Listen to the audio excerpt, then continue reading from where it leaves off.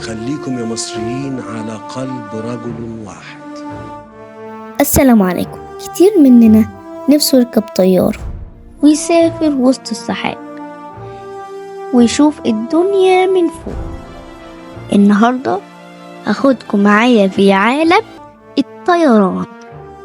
تفكروا الطيران بدأ ازاي وازاي دخل مصر، وبالتحديد الطائرات الحربية، يعني القوات الجوية المصرية. أنا إيوان، وفي الفيديو ده هتعرفوا معايا وتشوفوا أنواع الطيارات الحربية ومعلومات كتير لكل اللي مهتم بالطيارات والطيران. احنا مش بتوع حداد، احنا بركان غضب وهاب، حق كل شهيد هيفضل في رقبتنا وليه معاد. احنا 100 مليون مبروك، منسي ده ابنك واخوك، كل شهيد ضحى لينا حي عمره في يوم. تعالوا معايا للمكان الجميل والممتع قوي ده. احنا هنا في متحف القوات الجوية المصرية. المكان زي ما شفتوا فيه انواع كتير قوي من الطيارات، وفي قاعة كبيرة جدا عبارة عن سينما بيتعرض عليها يعني افلام عن تاريخ الطيران في مصر، وخصوصا تاريخ الطيران الحربي، وبيقدم بشكل مبسط للأطفال معلومات عن الطيارات وأول الطائرين والطيارات في مصر كلها بشكل يعني أنيميشن. وكمان في بعديها بتشوفوا فيلم وثائقي وفيه صور حقيقية وتسجيلات حقيقية لحرب 6 أكتوبر 1973، إن انتصر فيها الجيش العظيم على وحرر سيناء.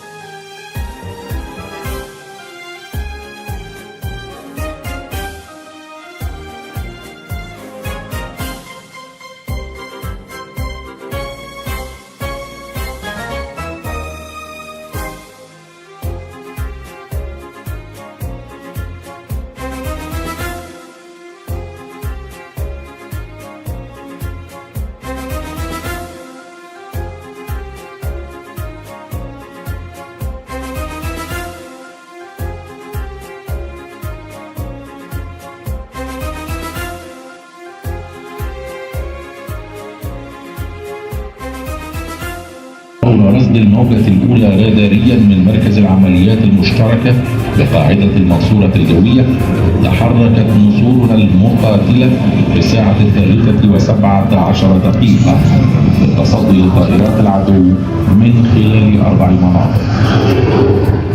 الأولى منطقة مظلة شمال شرق القاعدة، الثانية منطقة مظلة شمال غرب القاعدة،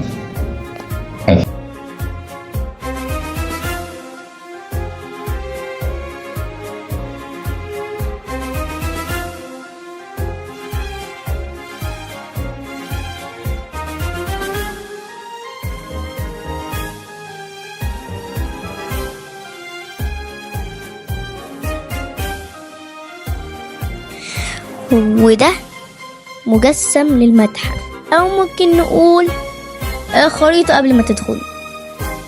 أما ده فيعتبر نموذج خشبي لصقر، لكنه في الحقيقة يعتبر أول محاولة للمصريين القدماء من إنهم يحاولوا يعملوا مجسم للطيارة.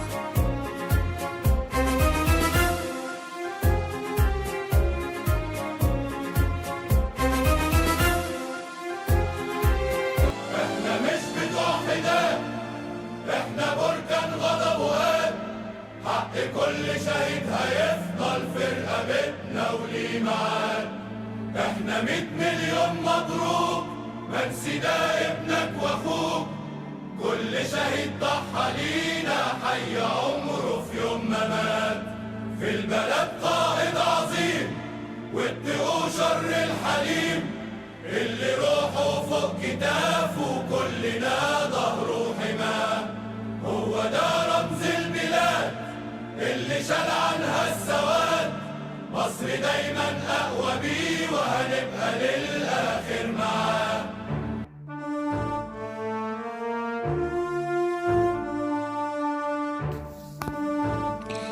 وهنا دي قاعة لكل الشهداء اللي من أول حرب اللي هيقرب لها الاستنزاف لحد حرب أكتوبر، وهم جنود القوات الجوية المصرية بصورهم وكل حاجة عنهم رحمهم الله جميعا. وهنا هتلاقوا قاعدة بيانات فيها انت بس تدخل اسم الشهيد او الطيار وهيجيلك كل حاجة عنه وكل المعلومات بتاعته. وشفت هنا صورة اول شهيد في حرب اكتوبر في القوات الجوية، السيد عاطف السادات اخو الرئيس الراحل محمد انور السادات.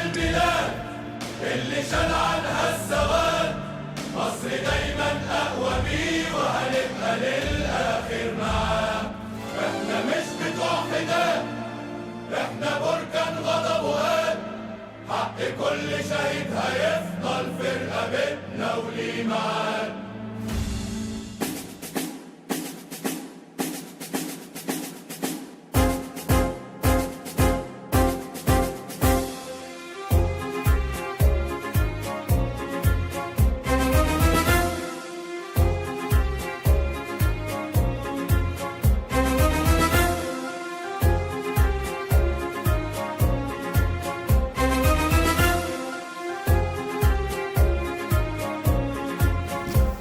هتقدر تشوفوا في القاعة دي برضو شوية مجسمات كتيرة عن طيارات حقيقية بس ما بتستخدمش. ودي هي غرفة العمليات اللي الطيارين بتوع القوات الجوية بيفهموا منها يعملوا ايه لو في حرب او تدريب. وعجبني برضو لما قعدت على كرسي طيار حقيقي واعرف ازاي بيشد يد الباراشوت عشان يخرج من الطيارة لما تكون هتقع او هيحصل لها قنبلة او يعني تنفجر ويحاول ينقذ حياته.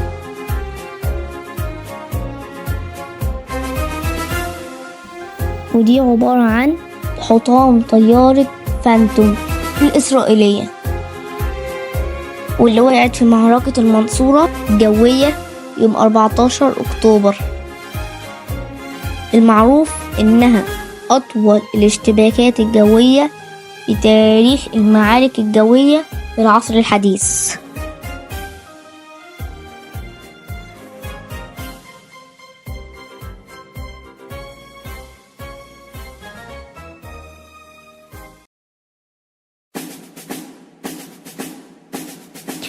ودي تعتبر أزياء مختلفة توضح لك تطور الزي الحربي للجيش المصري على مر العصور والزي الطيران برضو المصري.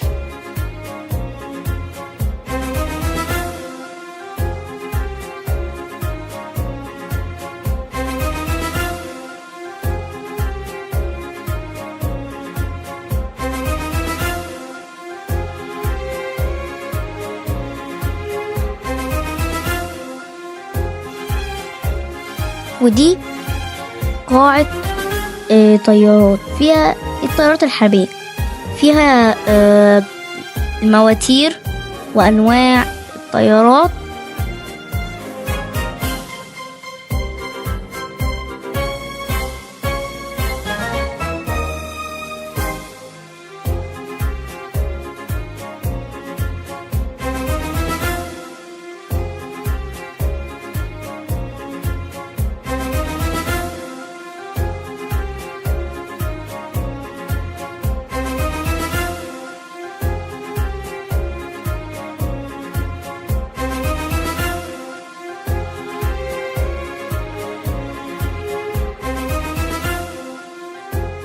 المكان هنا ممتع وكبير جدا، تقدر تشوف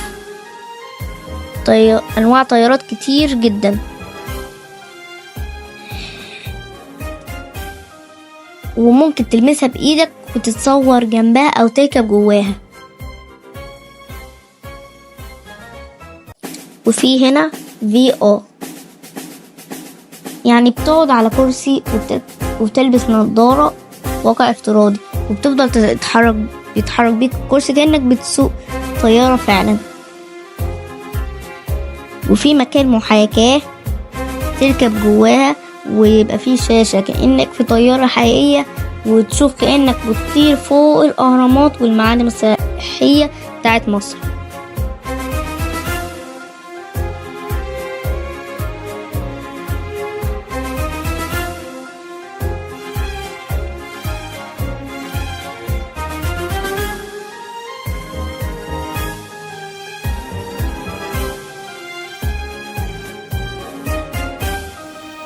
المنطقة اللي بره دي اللي بره المتحف ساحة عرض مفتوح، فيها أنواع طيارات كتير بأحجام مختلفة وأنواع مختلفة، تقدر تركب وتدخل جواها وتعرف جزء لجزء فيها بيعمل ايه بالظبط.